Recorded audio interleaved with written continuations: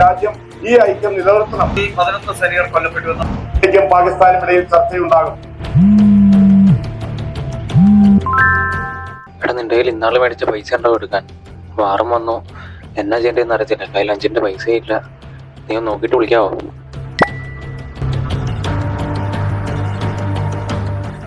ഇതുപോലുള്ള സാഹചര്യങ്ങൾ തീർച്ചയായും അറിഞ്ഞിരിക്കേണ്ട കുറച്ച് കാര്യങ്ങളുണ്ട്. അതിലൊന്നാണ് എമർജൻസി ഫണ്ട്.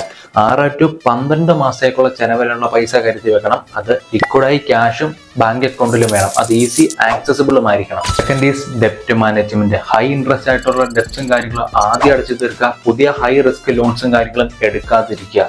നിങ്ങളുടെ വരവിന്റെയും ചെലവിന്റെയും കൃത്യമായ ക്യാഷ് ഫ്ലോയെ ട്രാക്ക് ചെയ്യുക. Third one is secure health and life insurance. Term insurance മാത്രം എടുക്കുക, കാരണം അത് ലോ പ്രീമിയത്തിൽ ഹൈ കവറേജ് നൽകും. അവരുടെ റൂൾസ് ആൻഡ് റെഗുലേഷൻസ് കൃത്യമായി വായിച്ച് മനസ്സിലാക്കുക, കാരണം ഒരുപാട് ടേം പ്ലാനിൽ വാർ ആൻഡ് ടെററിസം കവറേജ് നൽകില്ല.